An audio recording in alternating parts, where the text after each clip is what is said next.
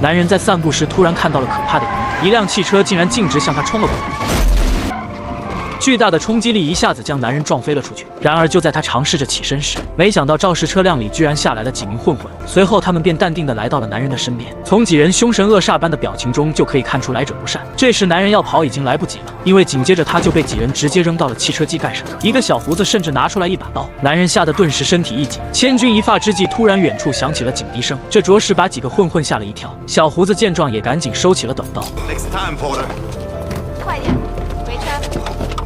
虽然男人暂时得救了，但他不知道自己即将面对的却远比这个更要可怕。他叫波特，是一个极具原则性且独立的黑帮分子。原本一帆风顺的他，却因为一件事彻底改变了人生的轨迹。这天，波特和朋友沃尔决定去洗劫当地华人黑帮的一批赃款。经过详细的策划后，他们决定在一个狭窄的胡同里动手。为此，波特戴上了牙套，接着一脚油门就把车速开到了120迈。此时，对面的人发现后根本避无可避，随即两辆车也重重地撞到了一起。 事先早已做好准备的波特很快便从车里钻了出来，并且随手拿出来一把钳子，接着便来到对方的汽车前，用它砸碎了车玻璃，随后也剪断了拴住皮箱的铁链。这时车里也有人苏醒了过来，但随后却被沃尔重重的击昏了过去。 与此同时，波特的妻子也开车赶到了。就这样，三个人联手，终于成功的将一箱子钱搞到了手。很快，他们便驾驶车辆扬长而去。在来到一处废弃的房间后，女人很快就发现了问题。原来皮包里根本就没有沃尔之前所说的28万美金，而是只有14万。而此时的沃尔却慌了，因为他要重返自己的帮派需要13万美金，但现在和波特平分这些钱后，自己就不够了。波特见此情形，恐生变故，于是便叫妻子带上自己的那部分钱赶紧离开。然而万万没有想到，此时的沃尔却变成了另外一副嘴脸。 It's always 140. 波特正在疑惑间，突然听到后面传来子弹上膛的声音，显然是自己的女人背叛了他。于是愤怒的波特便想拔枪反击，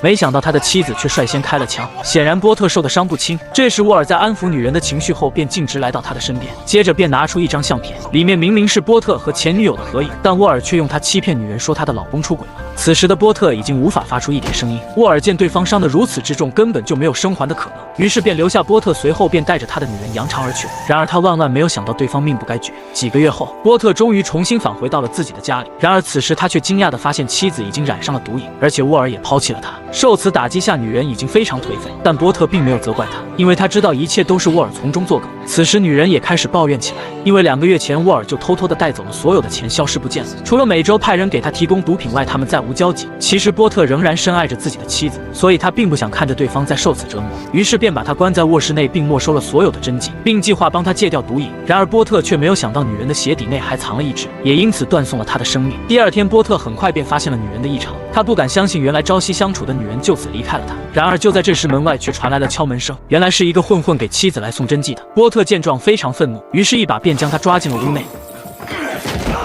这时，混混居然想拔枪反击，然而随后就被波特制服了。很快，他便从混混身上搜出了2000美元及几包毒品。此时，他已经恨透了沃尔的所作所为，于是便痛快地在这名混混身上发泄了一通，接着便质问沃尔目前的所在地。见其不肯交代后，便用枪直接抵住了对方的头。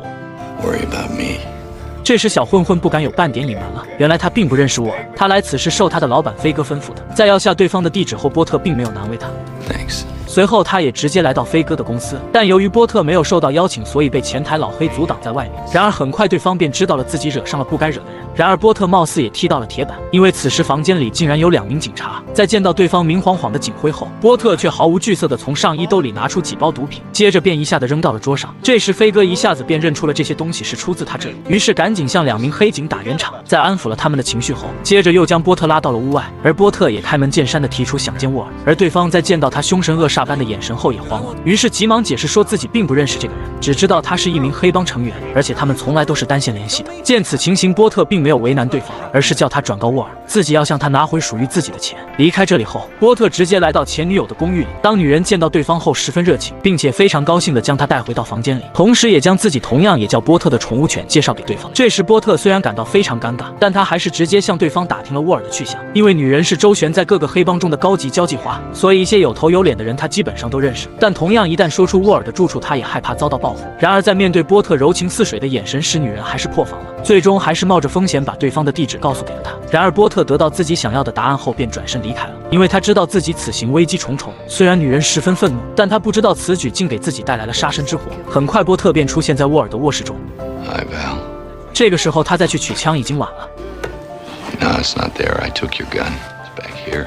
接着波特便提出想要回自己的7万美元，当然这个时候沃尔已经拿不出来了，因为他为了返回自己的帮派早已上交了。波特听后非常愤怒，于是便要求对方明天中午前务必将钱交出来。一番毒打下，沃尔不得不从。于是波特在说出交钱的地址后便扬长而去。为了寻求帮助，沃尔直接找到了自己的老大。然而万万没有想到，对方在见到自己后却根本不想帮忙，因为他觉得一个黑帮成员不能独立处理这样的事情，留着也没有用，甚至还为沃尔因此牵连到帮派而感到愤怒。于是碰了一鼻子灰的沃尔不得不离开总部大楼。很快，他的2名手下也得知了沃尔在老大那里的遭遇，于是便抛弃了他。现在沃尔真正的成了孤家寡人了。为了挽回自己的声誉，他决定亲自动手。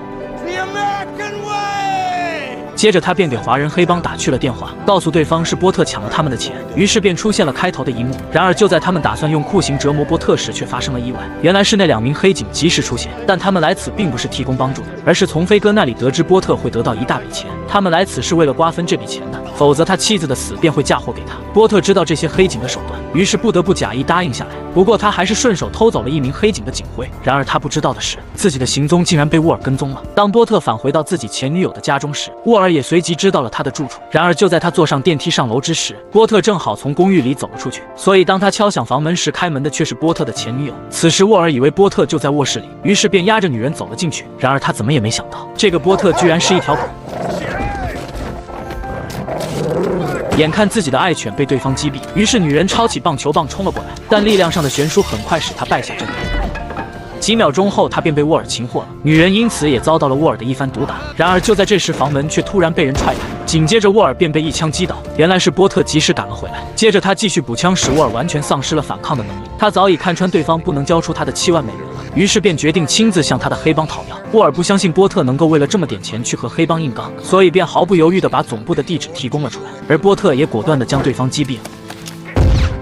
随后他便告诉女人赶紧躲藏起来，而自己务必要去拿回属于自己的那笔钱。然而他刚刚来到黑帮的总部时，没想到2名黑警和飞哥却找了过来，他们来此当然是向波特要钱的。在得知他要去黑帮总部讨要时，便选择在楼下等着。这时波特也顺势要他们帮一个小忙。Well, they're probably gonna frisk me when I go in there, so I wonder if you wouldn't mind holding on to this. 一名黑警也毫不犹豫地接下了手枪，但他却想不到这是自己犯下的一个最大的错误。随后波特便大摇大摆地走进了大厦内，保镖见他并没有带任何武器后，便放心地带着他来到了老大的房间。然而所有人都没想到，波特刚一进屋便发动了攻击。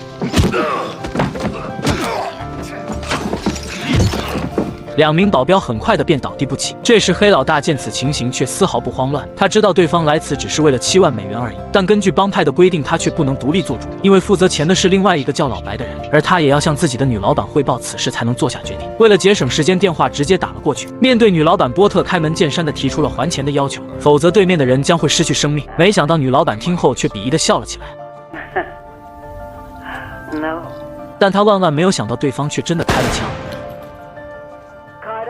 紧接着，波特也从黑老大的笔记本中找到了老白的信息。完成这一切后，他便离开了大厦。此时，黑警他们早已等候多时，但波特却告诉对方，他还需要去另外一个地方取钱。接着，他便用报纸接过了黑警递过来的手枪。然而，他并没有急于去找老白，而是直接返回到了前女友的公寓中，然后把沾有黑警指纹的手枪放在沃尔的尸体旁边，接着又把警徽塞到了对方的手里。第二天，黑帮头目老白正带着2个保镖急匆匆地赶了回来，但他很快便发现了异常。这时，波特从暗处走了出来，随即他让保镖双手举着箱子不要动，然后让老白交出自己的7万美金。对方知道因为这件事已经死了1名同事，于是他也赶紧给女老板打去了电话，同时也说明了此时的状况。没想到女老板在得知还是波特后，于是便愤怒地说不会交钱的，甚至还说了一大堆威胁的话。这终于使波特不耐烦了，这一枪终于惊醒了众人，女老板也赶紧同意下来把钱还给他。 King's Cross Station.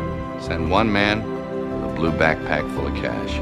撂下电话后，老白对波特的行为感到不可思议。 Get that? What is it? The principal or something, huh? No, I just want my money back. 对方仅仅为了7万美元，居然敢对抗整个黑帮，难道他不想活了吗？随后波特便转身离开了。 Hell, my suits are worth more than that. 与此同时，2名黑警正守在老白的房间外面。就在这时，2名内务部的警员走了过来，接着便要求他们马上返回警局，因为在一起凶杀案现场发现了黑警的指纹及警徽。看来2人已经百口莫辩了。就在这时，波特也从房间里走了出来，而一旁的飞哥见状也赶紧开车跟了过去。波特以为是计程车，所以并没有在意，谁知他刚打开车门，便发现了里面的飞哥。在对方手枪的威胁下，他不得不坐了进去。对方见自己成功擒获了波特，感到非常高兴，因为他打算将其作为筹码和黑帮进行交易。然而他还是打错了算盘，因为随后飞哥的手枪便被波特夺了过去，接着他的头便遭到了重重的撞击。就在这时，前方的老黑直接拿出了霰弹枪，双方一时间火药味十足。千钧一发之际，另外一台车辆出现在他们一侧，原来里面是华人黑帮的人。当他们见到波特后，便毫不犹豫地开了枪。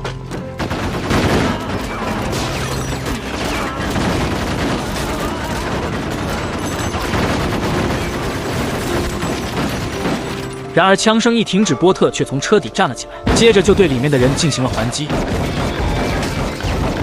这时司机赶紧发动汽车撞上了波特，随后便推着他重重地撞上了后边的车辆。就在他们以为对方必死无疑时，没想到车底下却射出了子弹，双方就这样隔着汽车开始对射起来。